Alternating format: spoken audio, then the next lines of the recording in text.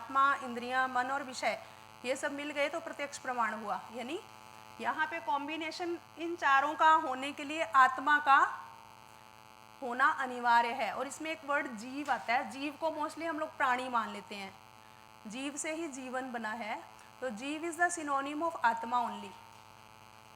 तीन तरह की आत्माएं हैं, जीवात्मा, भूतात्मा, परमात्मा।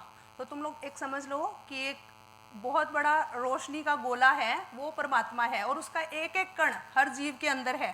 परंतु उस कण को अगर हम अलग रख लें, वो सिर्फ जीव यानी आत्मा। और जब हमारी बॉडी के अंदर चली गई आत्मा, वो भूत आत्मा यानी प्राणी प्लस आत्मा। जब आत्मा पंच भौतिक शरीर का रूप धारण कर लेती है, उस समय आत्मा प्लस पंच महाभूत यानी षड धातु शरीर जो है वो भूत आत्मा है, और जो सर्वश्रेष्ठ आत्मा वो परमात्मा, और ओनली आत्मा जो एक कण है वो जीव है। तो यानी उस जीव का होना जरूरी है, यानी जिंदा शरीर होगा और उसके साथ शरीर, इंद्रियां और आत्मा, ये चारों जब संयोग करके रहेंगे उन्हीं को हम आयु बोलेंगे। और उस आयु को जानने के लिए हम लोग आयुर्वेद को जान लेते हैं। तो धारी, जीवित, नित्यग और अनुबंध। धारी मीन्स इनको धारण किए रखती है आत्मा, पंच महाभूतों को, और जब तक हम जीवित रहते हैं तब तक आयु। नित्यग मीन्स नित्यगामी, जिस दिन से जन्म हुआ डेली काल चलता रहता है और नित्य हमारी आयु चलती रहती है, उसको इसीलिए नित्यग बोला गया है। और अनुबंध, अनुबंध मीन्स इन तीनों का कॉम्बिनेशन जो आत्मा के साथ है वो कंबाइन होके रहता है। अनु मीन्स पीछे, बंध मीन्स बंधा हुआ। तो ये पांचों जब तक आत्मा के साथ जुड़े रहते हैं तभी तक आयु है, अदरवाइज उसको हम निर्जीव या मृत शरीर बोल सकते हैं। ये छोटी छोटी मैंने टर्म्स लिखी हैं। जीव का मैंने थोड़ा बताया तुम लोगों को। जैसे इंद्रिय वर्ड, इंद्रिय से मोस्टली तुम लोग क्या मानते हो? सेंस ऑर्गन्स या कुछ और? इंद्रियों से क्या मानते हो? सेंस ऑर्गन्स या कर्म इंद्रियां या ज्ञान इंद्रियां, कुछ भी ऐसा। परंतु आयुर्वेदिक इंद्रिय का मतलब है जो हमारे ब्रेन के अंदर विजन सेंटर है, हियरिंग सेंटर है, स्पीच सेंटर है, वो सब, यानी कर्म इंद्रियों को कंट्रोल करने वाले जो ब्रेन के अंदर सेंटर है वो इंद्रियां। वो जो आयु की परिभाषा में इंद्रिय आई, ये आंख, कान, नाक नहीं है। जो डिसाइडिंग पावर्स हैं ब्रेन के अंदर, इन सब कामों के लिए, देखने के लिए, स्पर्श करने के लिए, बोलने के लिए, रस का अनुभव करने के लिए, स्पर्श करने के लिए, वो सब इंद्रियां हैं। तो यानी इंद्रियां मोस्टली वाइवा में बच्चों को पूछा जाता है तो इन स्थानों को, कर्ण, अक्षी, इन स्थानों को बच्चे इंद्रिय बोल देते हैं। तो ये इंद्रियां नहीं है, ये सिर्फ इनका अधिष्ठान है कि स्पर्श होगा तो बाहर से कुछ भी, जैसे गंध का स्पर्श नाक से होना है तो गंध नाक तक सिर्फ इस ऑर्गन तक आ रही है, परंतु इसका डिसीजन ब्रेन में जाके ही होना है, और उसका जो सेंटर्स हैं वो इंद्रियां हैं। तो इस बात को एक तरह से समझ लेना।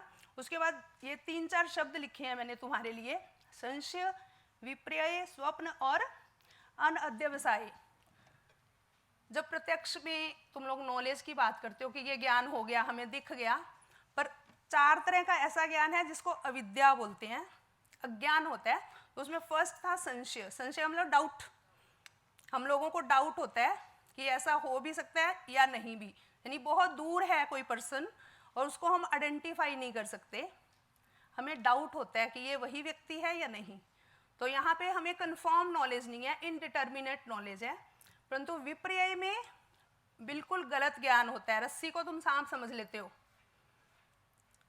कोलिलिथियासिस की प्रॉब्लम है, तुम अपेंडिसाइटिस डायग्नोज कर देते हो, वो विपर्य है, यानी वो चीज वहां है ही नहीं जिसको तुम बता रहे हो।